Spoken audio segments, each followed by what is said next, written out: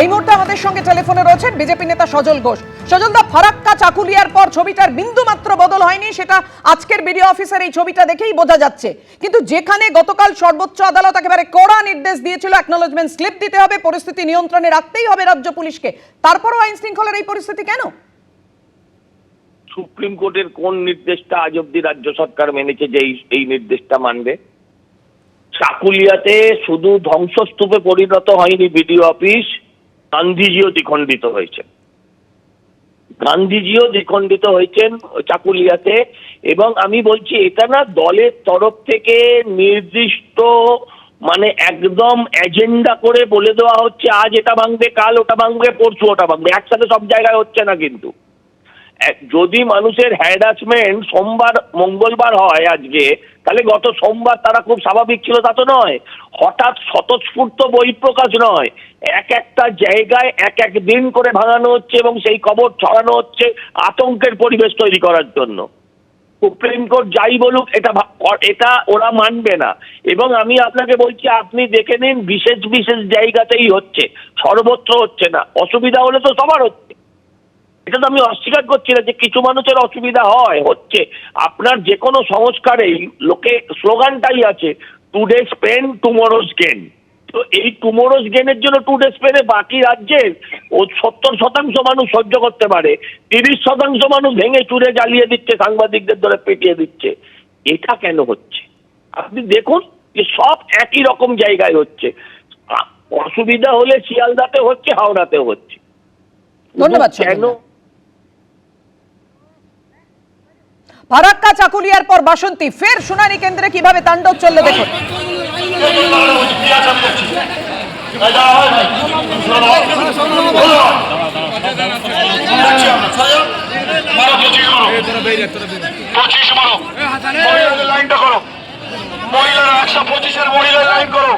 কাগজপত্র গুলো নিয়ে এসছো, প্রত্যেকটা কাগজে সই করে হাতে ধরে রাখুন। যে কাগজটা জমা দেবে, দুটো কাগজ, একটা আগের কাগজ রিসিভ এবং নতুন যে হিয়ারিং এর ফরম দিয়েছে, একটা কাগজের উপরে কিন্তু তোমাদেরকে তৃণমূলের পূর্ত কর্মাধ্যক্ষ তিনি মাইকে ঘোষণা করে সব পরিস্থিতি সামাল দেওয়ার চেষ্টা করছেন, সেই ছবি দেখা যাচ্ছে। প্রাক্তন প্রদেশ কংগ্রেস সভাপতি অধীর রঞ্জন চৌধুরী এই মুহূর্তে আমাদের সঙ্গে টেলিফোনে রয়েছেন। কিন্তু অধীর বাবু, এই পরিস্থিতি হবে কেন? পুলিশের সামনে এই তাণ্ডব চলতে দেওয়া হলো কেন? এই পুলিশটা কাদের পুলিশ? এই পুলিশটা পশ্চিমবঙ্গের তৃণমূল পার্টি, তৃণমূলের রাজ্য সরকারের পুলিশ। এক এই আরো বিএলও, তারা কাদের কর্মচারী? এই রাজ্যের কর্মচারী। পশ্চিমবঙ্গের তৃণমূল হাইকোর্ট কোর্টে যাচ্ছে মানুষকে বোঝাতে যে দেখো আমরা তোমাদের জন্য লড়ছি। আখেরে পশ্চিমবঙ্গের তৃণমূল তারা মানুষের অধিকার কেড়ে নিতে যে, তাই আজকে বিভিন্ন জায়গায় ব্লকে ব্লকে তাণ্ডব হচ্ছে। আপনারা যেমন 3টে ব্লকের কথা বললেন, গতকাল একটা হয়েছে মুর্শিদাবাদে জঙ্গিপুরে, সেখানে আমরা ডেপুটেশনে গেছিলাম আমাদের অধিকারের জন্য, সেখানে আমাদের উপর হামলা হয়েছে, সেখানে 3 জন হাসপাতালে মৃত্যুর সঙ্গে পাঞ্জা লড়ছে। পশ্চিমবঙ্গের তৃণমূল সরকার তারা নিজেরা হাইকোর্ট সুপ্রিম কোর্টের কোনো আইন মানেন না। পুলিশ দেওয়ার কথা বলেছে, পশ্চিমবঙ্গে পুলিশ নেই। পশ্চিমবঙ্গে যে পরিমাণ লোকের নাম বাদ গেছে, সেই পরিমাণ লোকের নাম সংযোজনের জন্য যত কর্মচারী দরকার, যত ভবন দরকার, তত ভবন তো নেই। পশ্চিমবঙ্গে পরিকল্পিতভাবে তৃণমূল সরকার এবং বিজেপি, একদিকে নির্বাচন কমিশন, আরেকদিকে পশ্চিমবঙ্গের তৃণমূলের প্রশাসন, এই দুয়ের জাতাকলে পড়ে মানুষের নাভিশ্বাস উঠছে। সাধারণ মানুষ যারা বঞ্চিত হচ্ছে, তারা ভোটার লিস্টে নাম তুলতে পারছে না। তার সঙ্গে তৃণমূল ফরমান জারি করেছে, 7 ফর্মে ডিলিশন যেটাতে হয়, সেই ফর্ম নেতারা বলছে এলাকায় এলাকায় তৃণমূলের যারা বিরুদ্ধে ভোট দিতে পারে তাদের নামের তালিকা তৈরি করো, কারণ ব্লকগুলো এদের কবজায় থাকবে। সেখানে এদের লোক সব, তাদের নাম সেখান থেকে ডিলিট বাদ দিয়ে যাওয়ার জন্য তারা ফর্ম এর মধ্যে এলাকায় এলাকায় বিলি করে নাম কালেকশন করতে বলে দিয়েছে তৃণমূলের নেতারা তাদের ছোট ছোট নেতাদের। আপনাদের আরো বলি, বিএলওর যে অ্যাপ, সেই অ্যাপে আপনি ঢোকান অথবা ডিলিট করুন অথবা সংযোজন করুন, সেই অ্যাপের মধ্যে প্রবেশ করার অধিকার আছে এই আরো। অতএব আপনি সংযোজন করলেও এই আরো যদি মনে করে সেই নাম কিন্তু আরামসে বাদ দেওয়া যেতে পারে। তৃণমূল এখন পশ্চিমবঙ্গে তৃণমূলের বিরুদ্ধে যারা ভোটার তাদের নাম বাদ দিতে চাইছে, বিজেপি পশ্চিমবঙ্গে বিজেপির বিরুদ্ধে যারা ভোট দিতে পারে তাদের নাম বাদ দিতে চাইছে। সাধারণ ভোটার তারা এক যাত্রাকলে পড়ে নাবিশ্বাস উঠছে তাদের। ধন্যবাদ অধীর বাবু। ফারাক্কা চাকুলিয়ার পর বাসন্তী ফের শুনানি কেন্দ্রে কিভাবে তাণ্ডব ভাঙচুর চললো, রাস্তায় টায়ার জ্বালিয়ে বিক্ষোভ দেখানো হলো, দেখুন আপনারা। ভিতরে আধিকারিক আছে কেউ?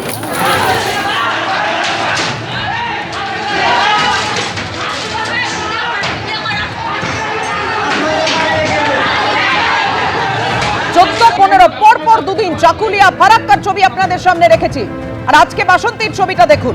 টায়ার জ্বালিয়ে এভাবেই বিক্ষোভ দেখানো হচ্ছে, কিন্তু প্রতিবাদের নামে এইভাবে তাণ্ডব চলতে দেয়া হবে কেন? যে খবর আমাদের কাছে এসে পৌঁছচ্ছে যে পুলিশ সামনে দাঁড়িয়ে থাকলেও কোনো ব্যবস্থা নেয়নি, যেখানে গতকাল সুপ্রিম কোর্টের একেবারে কড়া নির্দেশ ছিল যে নিরাপত্তা নিশ্চিত করতে হবে, আইন শৃঙ্খলার অবনতি যাতে না হয় সেটা নিশ্চিত করতে হবে ডিএমকে এবং ডিজিকে। তারপরেও এই পরিস্থিতি কেন?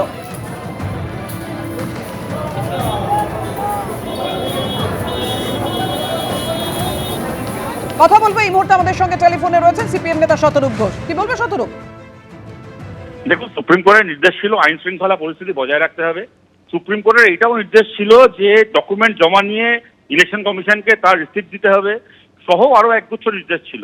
এখন ইলেকশন কমিশন সেই নির্দেশগুলো মানবেন না, যাবতীয় নির্দেশ খালি সাধারণ জনগণ মানবে, এটাও তো হতে পারে না। অবশ্যই আমরা কোনো নৈরাজ্যকে সমর্থন করছি না, প্রশ্রয় দিচ্ছি, কিন্তু এটাও বুঝতে হবে যে মানুষের ক্ষোভ কোন জায়গায় পৌঁছলে তবে মানুষের একটা সময় কি এখন ধৈর্যের ভাগ ভাঙতে পারে। আগে থেকে এসআইআর প্রক্রিয়া শুরু হওয়ার অনেক আগে থেকে পশ্চিমবাংলার বিজেপি নেতারা পরিষ্কার করে দিয়েছিল এসআইআর তাদের কাছে একটা রাজনৈতিক হাতিয়ার। তারা একেবারে ধর্ম উল্লেখ করে, সংখ্যা উল্লেখ করে বলে দিয়েছিল এত সংখ্যক মুসলমানের নাম আমরা লিস্ট থেকে কাটবো। কার্যত এসআইআর সেটা ওরা করতে পারলো না, মাঝখান থেকে উদ্বাস্তু হিন্দুদের নাম কাটা গেল। তারপরে বিশেষ করে সংখ্যালঘু এলাকাগুলোকে টার্গেট করে করে 50%, 60% মানুষকে হিয়ারিং এ ডাকা হচ্ছে, কোন রকম কারণ না দেখিয়ে তাদের কাছ থেকে কাগজ চাওয়া হচ্ছে। তারা কাগজ জমা দেওয়ার পরও তাদেরকে কোনো রকম কোনো রসিদ দেওয়া হচ্ছে না। মানে যখন ভারতের মানুষ স্লোগান দিয়েছিল কাগজ আমরা দেখাবো না, সেই স্লোগানকে বিজেপি ব্যঙ্গ করেছিল। এখন আমরা দেখছি মানুষ কাগজ দেখাচ্ছে, কিন্তু ইলেকশন কমিশনের কাছে সেই কাগজের রসিদ দেওয়ার মতো একটা কাগজ নেই। সুতরাং এই যদি চলতে থাকে এবং সুপ্রিম কোর্ট অব্দি যে ব্যাপারটা, এইটাই লজ্জার। সুপ্রিম কোর্টকে নির্দেশ দিতে হবে ইলেকশন কমিশনকে, এইটাই লজ্জার। কেন একটা ইলেকশন কমিশনকে সুপ্রিম কোর্টকে নির্দেশ দিতে হবে, এইটাই ইটসেলফ একটা লজ্জা। তারপরে যদি সেই নির্দেশ পালিত না হয় তাহলে কিছু জায়গায় মানুষের ধৈর্যের বাঁধ ভেঙে যাবে, এটা আমরা কেউ চাই না। সেই কারণে আমরা ইলেকশন কমিশনকে অনুরোধ করছি বিজেপি রাজনৈতিক ছত্রছায়া থেকে বেরিয়ে এসে ইলেকশন কমিশনের কাজটা নিরপেক্ষভাবে করুন। ধন্যবাদ শতরূপ। ফারাক্কা চাকুলিয়ার পর বাসন্তীর ছবি আপনাদের সামনে রেখেছি, যেভাবে তাণ্ডব চালানো হচ্ছে।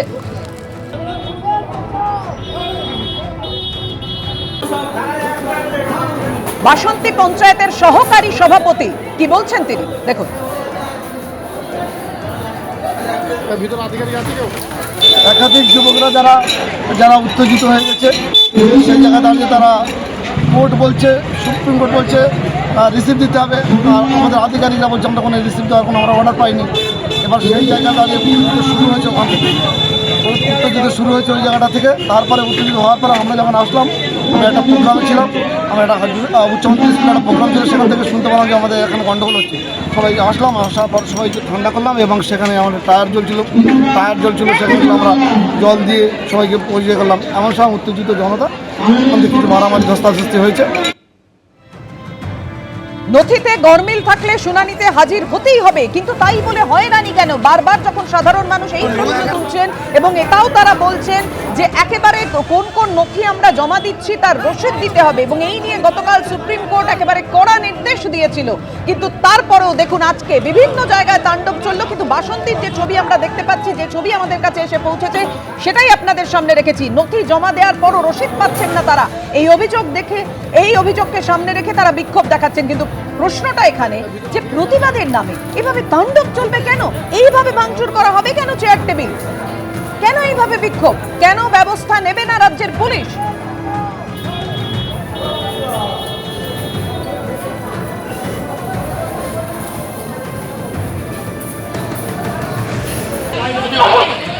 মহিলাদের জন্য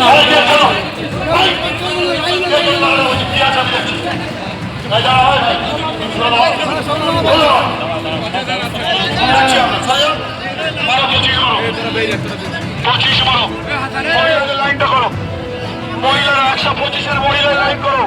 কাগজপত্রগুলো নিয়ে এসছো, প্রত্যেকটা কাগজে সই করে হাতে ধরে।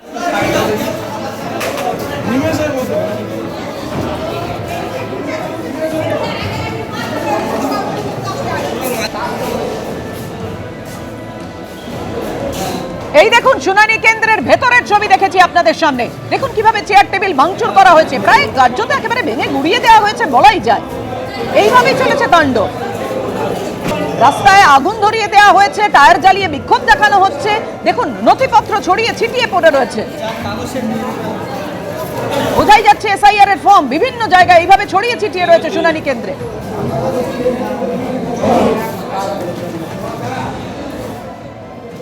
তৃণমূলের সোশ্যাল মিডিয়া সেলের ইনচার্জ দেবাংশু ভট্টাচার্য এই মুহূর্তে আমাদের সঙ্গে টেলিফোনে রয়েছেন। দেবাংশু, ফারাক্কা চাকুলিয়ার ক্ষেত্রে তোমরা বলেছিলে যে সাধারণ মানুষের এটা স্বতঃস্ফূর্ত জনরোষ, কিন্তু আমি বলছি স্বতঃস্ফূর্ত জনরোষের নামে এইভাবে তাণ্ডব চলতে পারে? গতকাল সুপ্রিম কোর্ট কড়া নির্দেশ দিয়েছিল যে রাজ্যের আইন শৃঙ্খলার পরিস্থিতি নিশ্চিত করতে হবে, ডিএমকে নিশ্চিত করতে হবে, ডিজিকে। তারপরেও পরিস্থিতির বদল হলো না কেন? ফারাক্কা চাকুলিয়ার পর আজ আবার বাসন্তী। দেখুন, গতকাল তো সুপ্রিম কোর্ট এটাও বলেছিল সাধারণ মানুষ ডকুমেন্ট জমা দিলে রিসিভ কপি দিতে হবে, সেটা কেন দেওয়া হচ্ছে না? সাধারণ মানুষ সেটা কেন অভিযোগ করছেন? সেটাও একটু নিচের লাইনে যদি হেডলাইনে দেন তাহলে তো ভালো লাগতো।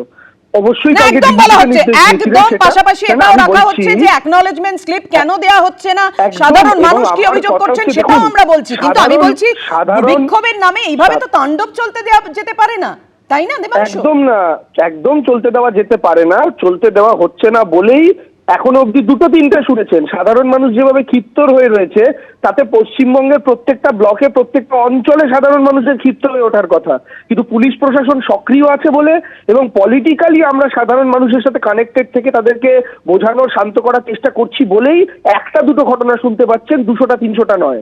এবার দ্বিতীয় বক্তব্য হচ্ছে সাধারণ মানুষ, তাদের কাছে এটা নাগরিকত্বের প্রশ্ন। এটা না 5টা আধার কার্ড তৈরি করার মতো যে দিতে গেলাম টেকনিক্যাল কারণে হলো না, ঠিক আছে পরে করবো, তাড়াহুড়ো নেই। এটা সাধারণ মানুষের নাগরিকত্বের প্রশ্ন, কারণ নির্বাচন কমিশন নাগরিকত্বের পরীক্ষা নিচ্ছে।